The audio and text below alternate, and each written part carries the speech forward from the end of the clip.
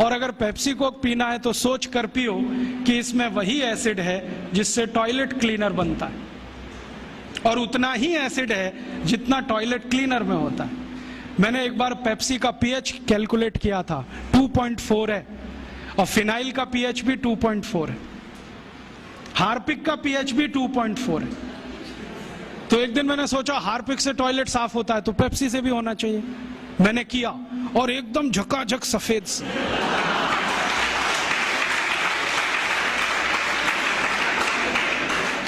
उस दिन से मैंने बोलना शुरू किया ठंडा मतलब टॉयलेट क्लीनर। और हम पीते हैं, अकेले नहीं, घर में आने वाले मेहमान को भी पिलाते हैं। हाँ, एक तरफ कहते हैं अतिथि देवता होता है, देवताओं को इस हंडा साफ करने का पानी पिलाते हैं। ये पीने की चीज नहीं है। और अब तो आपको मालूम है ना, पेप्सी कोक में जहर भी है, DDT, बेंजीन हेक्साक्लोराइड, क्लोरोपाइरीफॉस, ये सब पेस्टिसाइड्स।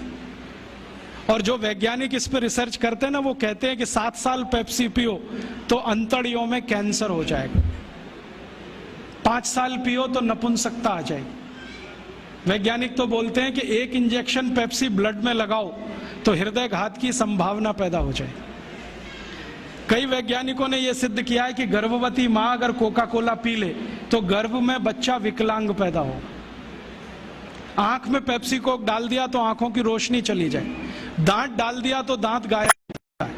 अभी ये कोई पीने की चीज? मत पियो।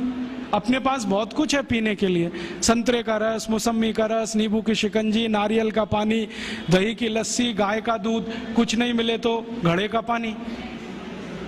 तो ये अमेरिका और यूरोप से